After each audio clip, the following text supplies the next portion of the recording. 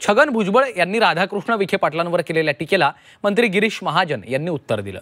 GRचा निर्णय एकट्या विखे पाटलांचा नाहीये, तर तो संपूर्ण समितीचा होता। समितीने घेतलेला निर्णय आहे, त्यामुळे एकट्या विखेंना लक्ष्य करणं योग्य नाही, असं महाजन यांनी म्हटलेलं आहे। दरम्यान GR संदर्भात बोलताना भुजबळांनी विखे पाटलांवर टीका केली होती। विखे आले आणि विखार पसरवून गेले असा निशाणा भुजबळांनी साधला होता। मला सांगता तुम्ही येऊ नका, आणि मगाशी सांगितलं, मला वाटतं हक्याने सांगितलं, तो विखे कसा काय आला? विखे आला आणि सगळ्या महाराष्ट्रामध्ये विखार पसरवून गेला।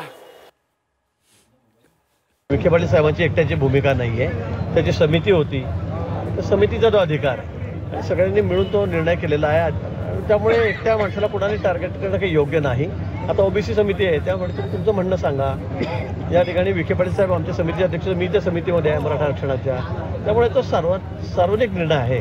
तो काही एकट्या कुठल्या माणसाचा किंवा अध्यक्षांचा निर्णय त्या ठिकाणी नाही, सरकार म्हणूनही तो निर्णय घेतला गेलेला आहे, कारण सरकारने त्याला शेवटी मान्यता दिलेली आहे।